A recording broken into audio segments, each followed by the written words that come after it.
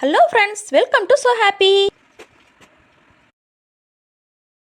வாங்க, இன்னைக்கு என்ன வீடியோல பார்க்க போறோம்? வாழைப்பூ முருங்கைக்கீரை வச்சு எப்படி பொரியல் செய்யறதுன்னு பார்க்கலாம். அதுக்கு முதல்ல அடுப்பை பற்ற வச்சுக்கலாம்.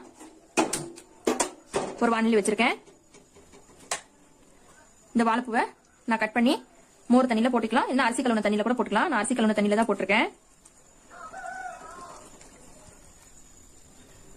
அப்பதாங்க கருப்பாகாது, இந்த மாதிரி வெள்ளையா இருக்கும். அடுப்பு சிம்ல வச்சுட்டு இதை அள்ளி போட்டுடலாம்.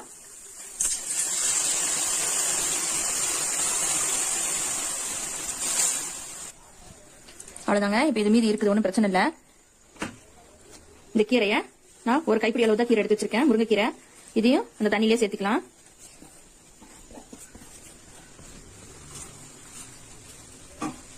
நல்லா இந்த மாதிரி ஒரு 2 தடவை கழுவுங்க.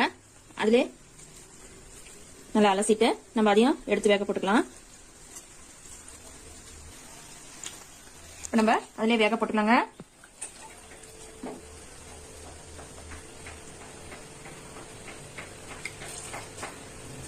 எல்லாத்தையும் புளிஞ்சு எடுத்து போட்டுக்கலாம்.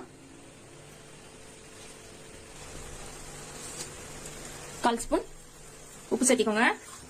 அது கூட ஒரு 3/4 டம்ளர் தண்ணி சேர்த்திக்கோங்க. இது ஒரு தட்டு போட்டு மூடி வச்சுக்கோங்க. வேகட்டும். கொஞ்சம் அடுப்பு நேரம் வச்சு அப்பப்ப கிளறி விடுங்க. வெந்த பிறகு பாத்துக்கலாம். இப்ப இது வேகுதுங்க, வேகட்டும். நம்ம இதை அடுப்பை மாத்தி வச்சுக்கலாம். நான் ஏற்கனவே வடை சுட்டுருந்தேன். அந்த வடை மீதி எண்ணெய் எடுத்து வச்சுட்டு அந்த எண்ணெயிலே நான் தாளிக்க போறேன். எண்ணெய் சுடரட்டும். எண்ணெய் சுடரிச்சு நான் 1 டேபிள் ஸ்பூன் கடுகு உளுத்தம் பருப்பு போட்டுக்கிறேன்.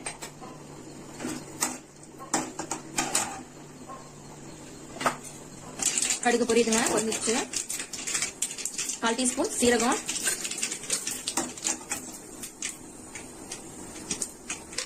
ஒரு 5 வரமிளகாய் எடுத்து 1-2 உடச்சி வச்சிருக்கேன், அதையும் சேர்த்திக்கலாம். அடுத்து வெங்காயம் ஒரு 2 பெரிய வெங்காயம் எடுத்து நான் இந்த மாதிரி சாப் பண்ணி வச்சிருக்கேன், அதையும் சேர்த்திக்கலாம்.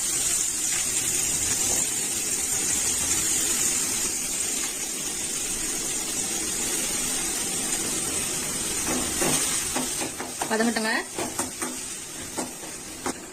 நான் ஒரு கொத்து கருவேப்பிலை எடுத்து வச்சிருக்கேங்க, அதையும் சேர்த்திக்கலாம். நல்லா வதங்கி வரட்டும். ரொம்ப வதங்கணும்னு அவசியம் இல்ல, ஓரளவுக்கு வதங்கி இருந்தா போதும். பாருங்க, இந்த அளவுக்கு வதங்கி இருந்தா போதும். இப்ப நம்ம வாழைப்பூ வெந்துருச்சான்னு பார்க்கலாம்.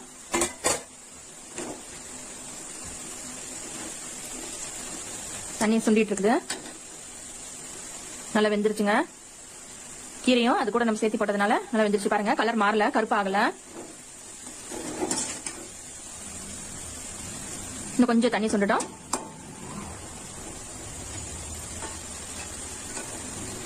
அவ்வளவுதாங்க, ஓரளவுக்கு தண்ணி சுண்டா போதும். இப்ப நம்ம அடுப்பு ஆஃப் பண்ணிடலாம். இதை எடுத்து இந்த வெங்காயத்து கூட நம்ம சேர்த்திக்கலாம்.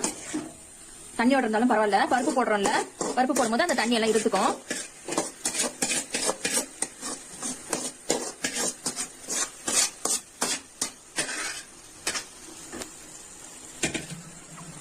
நான் ஒரு 100 கிராம் பருப்பு எடுத்து வச்சிருக்கேன், வேக வச்சு எடுத்து வச்சிருக்கேன். பாருங்க, இந்த மாதிரி நசுக்குனா நசுங்குற மாதிரி இருக்கணும். ரொம்ப கொலைய விட்டுறக்கூடாது, அப்பதான் பருப்பு நல்லா இருக்கும்.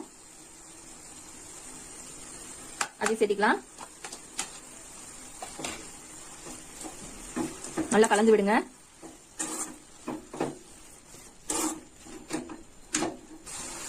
பாருங்க, தண்ணி இருந்துச்சு பாத்தீங்களா? அந்த தண்ணி பருப்பு போட்டோடனே அந்த தண்ணி எல்லாம் வத்திருச்சு. நான் ஒரு 1/2 மூடி தேங்காய் எடுத்து துருவி வச்சிருக்கேன், அதையும் சேர்த்திக்கலாம்.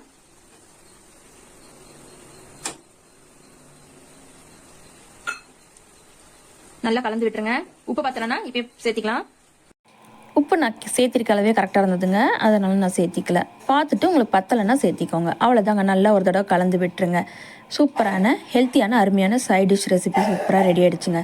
இப்போ இதை நல்லா கிளறி விட்டு ஒரு பவுலில் சர்வ் பண்ணிக்கோங்க. வாழைப்புளியும் முருங்கைக்கீரையிலையும் அவ்வளோ சத்துக்கள் அடங்கியிருக்கு. முருங்கைக்கீரையை பொறுத்த வரைக்கும் இரும்பு சத்து நிறைய அடங்கியிருக்கு.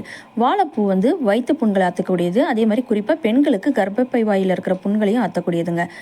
இது ரெண்டும் கிடைச்சிச்சுன்னா மிஸ் பண்ணாமல் இதே மாதிரி நீங்களும் செஞ்சு ட்ரை பண்ணி பாருங்கள். இந்த வீடியோ உங்களுக்கு பிடிச்சிருந்தா லைக் பண்ணுங்கள், ஷேர் பண்ணுங்கள், கமெண்ட் பண்ணுங்கள். மறக்காமல் நம்ம ஸோ ஹாப்பி சேனலை சப்ஸ்கிரைப் பண்ணிவிடுங்க. தேங்க்யூ.